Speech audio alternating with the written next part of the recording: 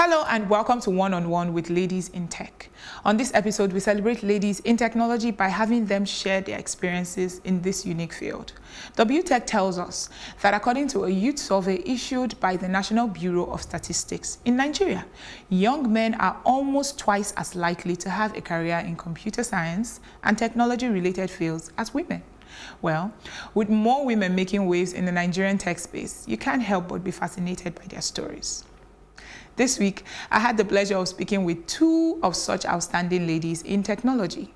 First off is Damilola Teidi-Ayoola, who is currently Director of Incubation at Co-Creation Hub, where she manages all startup-related programs at the Innovation Center and works with entrepreneurs from various sectors to build and scale solutions that meet real needs. Damilola Teidi has 8 years experience working in the technology space in Nigeria, with most of that time spent working with tech startups in various capacities. She is passionate about using technology to solve problems and interested in the entire process involved in bringing new technology solutions to market. Damilola holds a bachelor's degree in information technology from Eastern Mediterranean University, North Cyprus, and a master's degree in strategy and innovation management from the University of Southampton in the United Kingdom. Here are details of our conversation.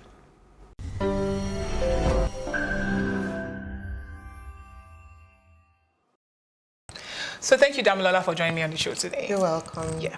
Okay, so quickly, me being my goofy self, I would assume that the biggest problem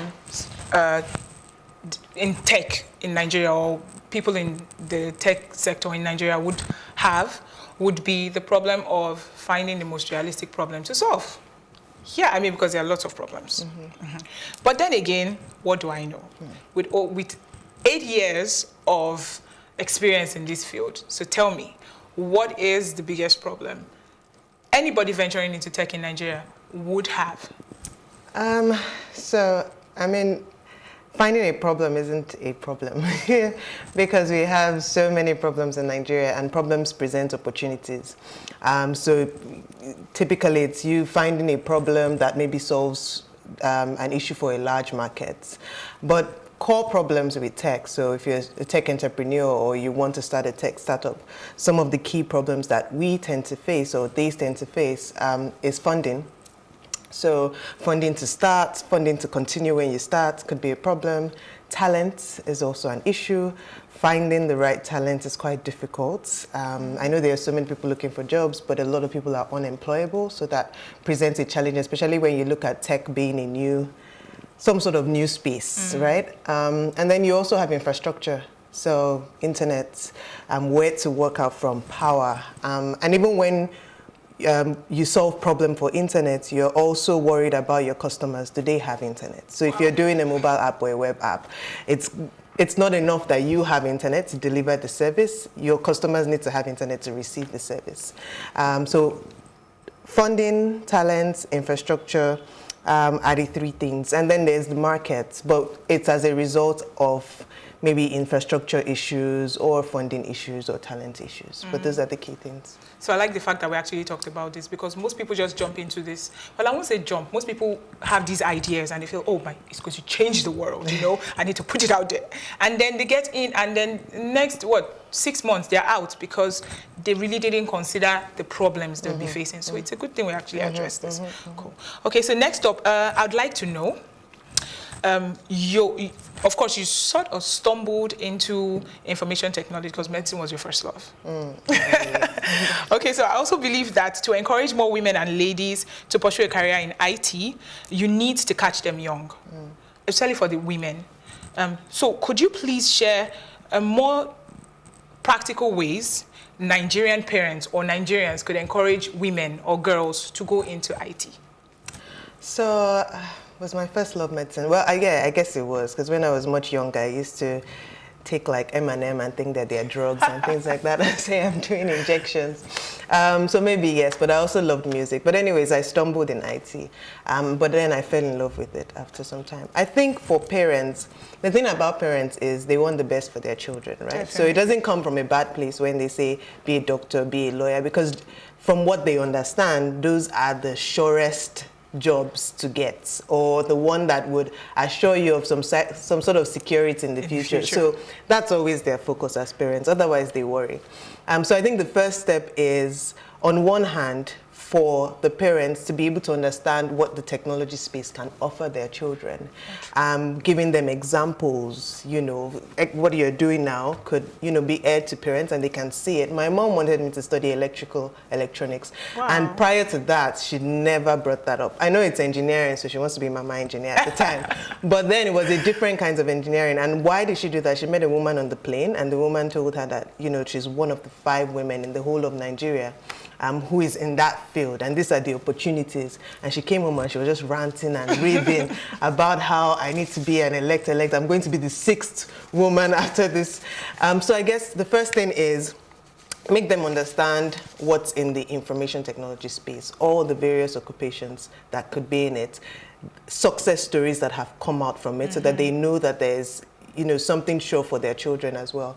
On the other side, also speaking to young women, especially from secondary school level, so looking at GS3 before they go into whether it's science, arts, or business, and letting them know of the opportunities in technology, because in some schools, that's not even existent. So you have just science, and science is more chemistry, biology, physics. Exactly.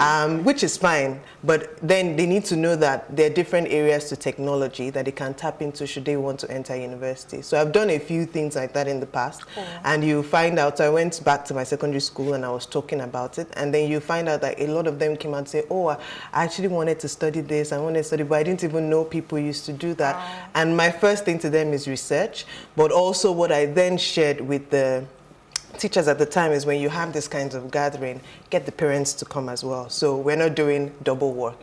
As we talk to the ladies, we're talking to the parents also. Amazing. You started out as a software engineer or a software developer. Yeah. Why didn't you further a career in that direction? Why the move to work with startups? Because personally, I won't lie to you, I think working with startups is difficult. Don't tell them. But I think it is difficult because there's just so much happening. There's so much uncertainty. There's so much, and then you don't even know the kind of people you're working with, because they might not even want to go down, all out for what you think you believe in. So yeah, why startups? You could have worked with anybody else. Why did you choose startups? So technically, I work with Co-Creation Hub. And then Co-Creation Hub is an innovation center, and we do a lot more other things. And then there's a startup unit. So through Co-Creation Hub, I work with startups, not directly with startups. But then, so I was doing software development and software engineering, so you can interchange them. And I enjoyed it, but it was around the time that a lot of other companies were starting up. And so it was, you had, I think, DOD at the time, then a few other tech startups were coming up, and I was like, what are these people doing? Are these people really going to, make people pay online? And you could see them growing, so you get like many people talking about it, and I was like, this is so interesting. So whatever it is that we're building here, people can actually build for consumers, and a lot of people across the world, or across Africa, if you want to start. So first Nigeria, Africa, then the world can use it. How do you take something that you were doing on your system or a bunch of codes, put it in a platform, and then have a lot of people use it and be growing? So I just became interested in that entire life cycle. And also, even at the time, I think I guess I should just say I just became interested. So there are a lot of things, maybe like things being monotonous in what I was doing at the time. Of course, I could have explored other options then, but software development then is not as it is now, where you have so many options and you can work abroad from here. It wasn't all that, it's not as fancy as it is now, as people make it to be now.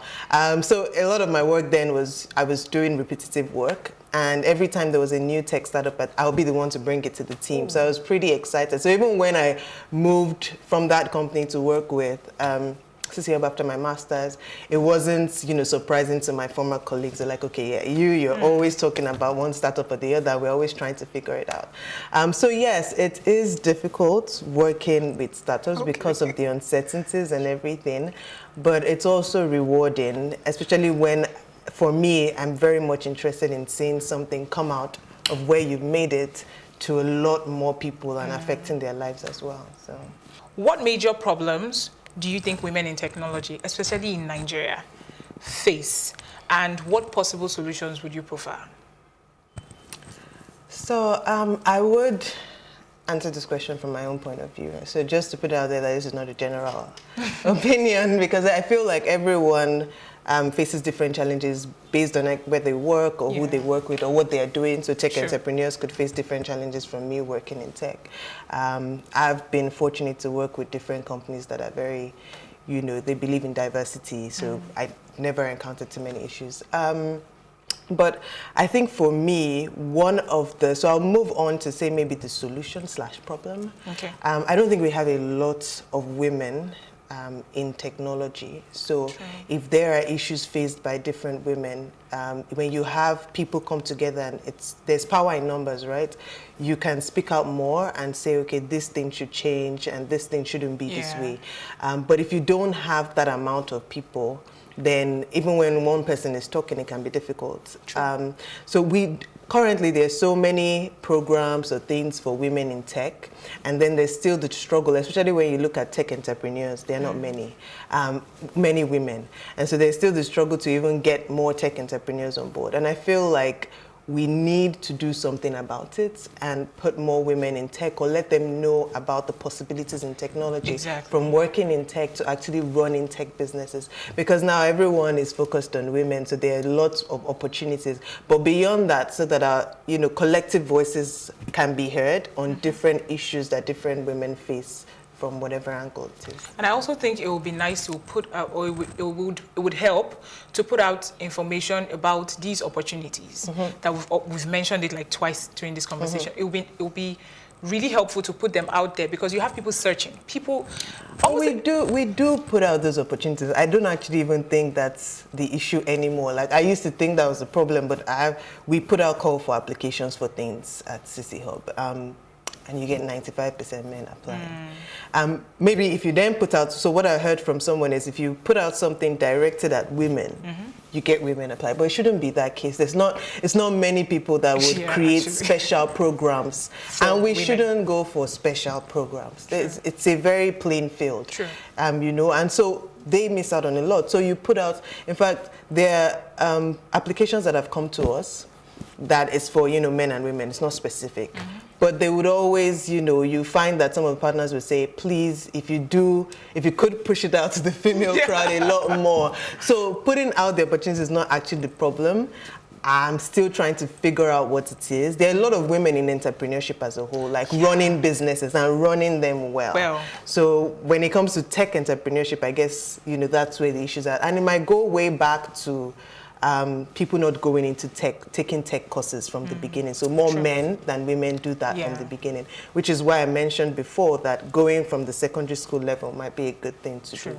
And then also just women in business not knowing how to leverage tech, because there are different ways you could do that. So what are the many ways my business could be a tech business and I could take advantage of more opportunities in tech? Okay, so final question.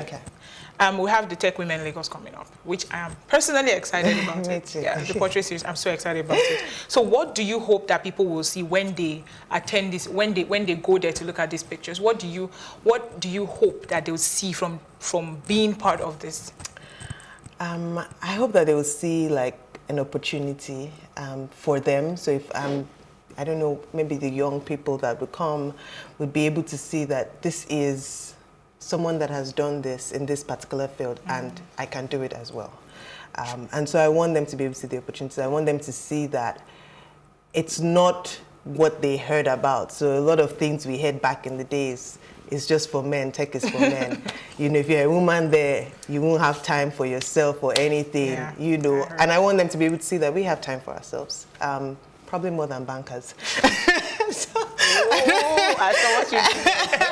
But I'm just like, so I don't know where that rumor, where that story came from. But I want them to, see that all those things are myths and they're not correct, and they can see the opportunity. They can see people who have gone before them and, made it possible, so they too can do that. No problem. Thank you so much, Damilola. Thank you for being on the show today. Awesome. It's been very enlightening. Thank you so much. Thank you. You're still watching Plus TV Africa's one-on-one with ladies in tech. My second guest today is Nnena P. Nkongho, a principal at Digital Growth Africa, DiGAME. Since 2008, Nnena has been involved in the African technology ecosystem as an investor, early-stage company employee, consultant, advisor, mentor, and coach. Prior to DiGAME, she spent time as an early employee, Head of Business Development at Solophones Nigeria, Interim Head of Strategy at Etisalat Nigeria, now 9Mobile, and as a TMT Analyst at Nubuke Investments. Early in her career, she worked in Merrill Lynch's arbitrage group and the M&A Group at Morgan Stanley. Nnena has her BA from Princeton University, her MBA from Columbia Business School, and is a current Kauffman Fellow. Let's have a look.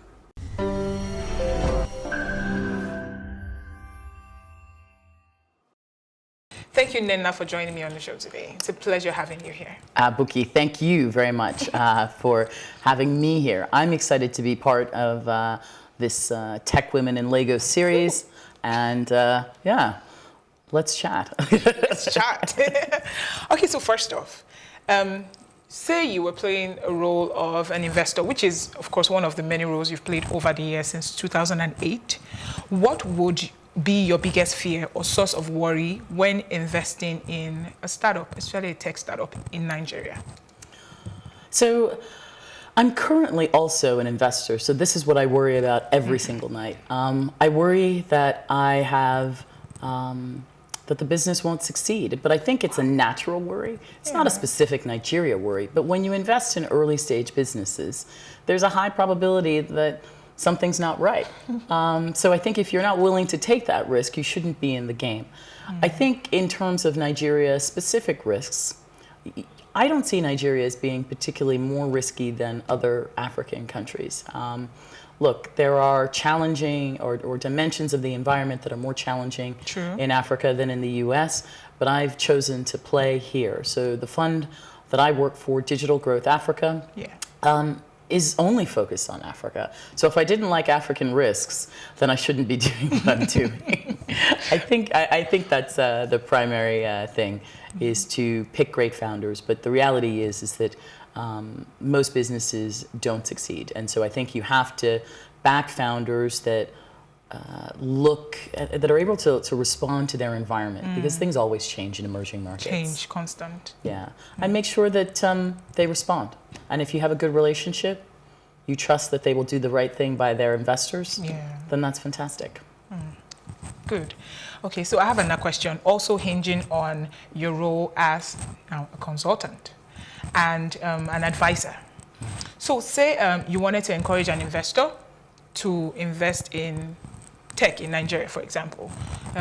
What are the most prominent or fastest growing sector you would advise anyone to put their money in or to invest in, and why?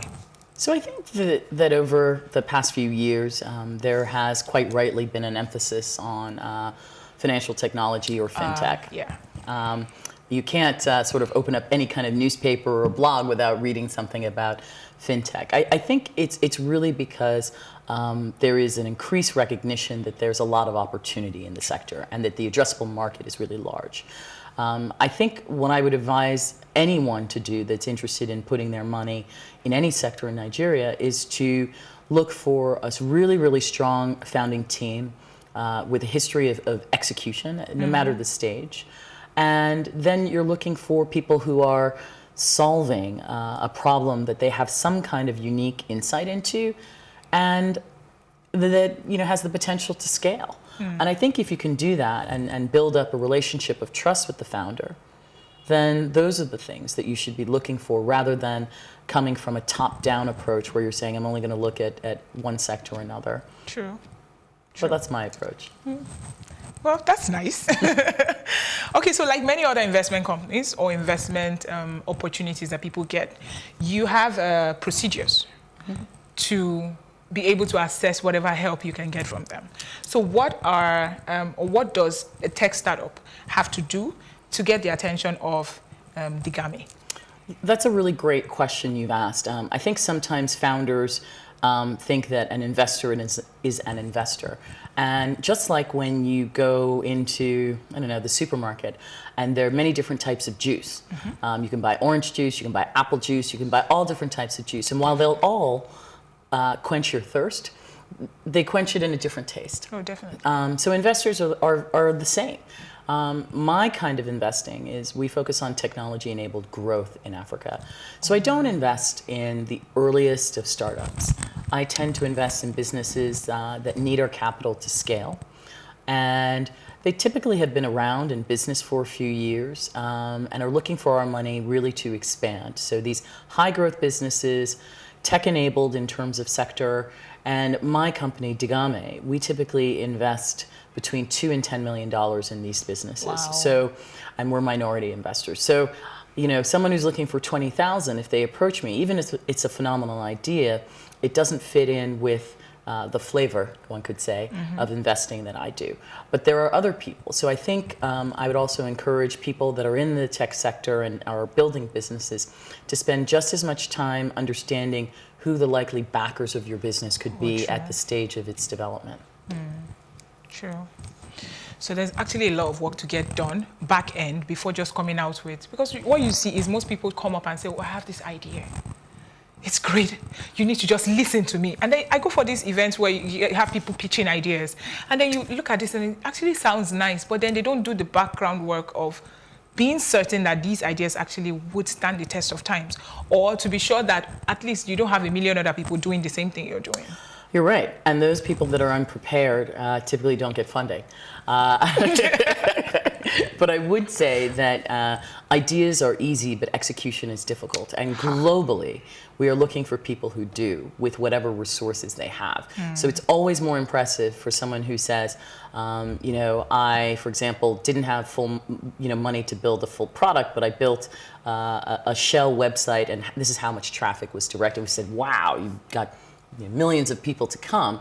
That gives someone an idea that there may be something more substantial there. So I would encourage people to build as much as they can build and look for market and product validation of ideas as much as you possibly can before approaching others for resources, because people will always be more impressed with that. Okay, so let's talk glass ceilings. Why? Buki, I thought we were having a great chat here, and now you're asking me all these difficult questions. No, I'm happy to answer. Okay. I'll give my best. Okay, so I know for certain that the technology space or the IT space in Nigeria, or maybe actually the rest of the world, is male dominated heavily. What ceilings you look forward to seeing shattered in the next 5 years, for example, especially as an investor? I, for one, believe that we don't have too many women coming into this space, probably because they don't really know what opportunities lie there for them. So what other things do you think possibly will not exist in under 5 years from now as regards women progressing in this field? Look, I don't think that glass ceilings are restricted for women, are just restricted to tech. I'm sure you've heard a lot about venture funds trying to find more venture female partners. It's in my industry too. I think globally, this is a global problem that many women face, and that we are more challenged in reaching the upper levels of our chosen professions. I can only say this is, for whatever your profession, you should work not only harder and smarter, but build relationships that will help you break those glass ceilings. I think I've always worked harder when I've been told that I can't. But I also think that if you're initially meeting resistance moving straight, maybe you need to curve, and that's how you get to your answer. I think that there are clearly structural impediments, and we hope that governments and companies and organizations don't systemically discriminate in progressing women in these fields. But I also think it's important that we recruit men as allies, because I think what we have found or have seen across many different sectors and segments is that efforts at diversity are more successful when everybody buys into them. True. And it isn't solely coming from women. I think that across the board, it's also been proven, especially in my domain, investing, is that diversity of thought around the table leads to better results. So companies with more diverse leadership perform better. And if that doesn't make people change, it should. Businesses, at least, let's speak about commerce and industry, they're about making profits. And if you can do so in a more efficient and a better way by having a more diverse leadership pool, then that's what people will do. Very enlightening so far. Thank you so much, Nnena, for being on the show today. No. It's been very enlightening. Well, enlightening, I also hope enjoyable, but thank you very much, Buki, for having me. Okay, so enjoyable also. Thank you. Thank you so much.